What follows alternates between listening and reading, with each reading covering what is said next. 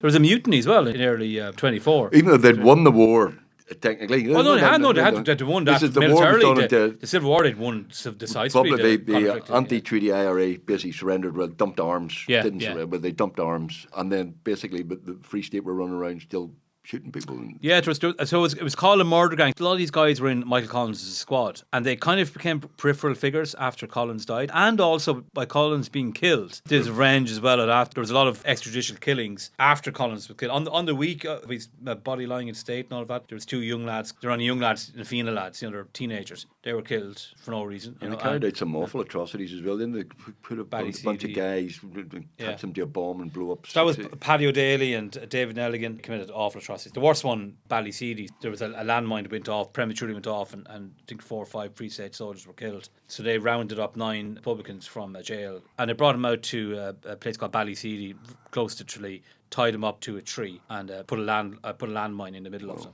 And there were 9 of them. 8 of them died, and one of them miraculously just he jumps up, or he's pulls into the air, lands into a field. He's badly injured, brutally injured, but he survives fully survives.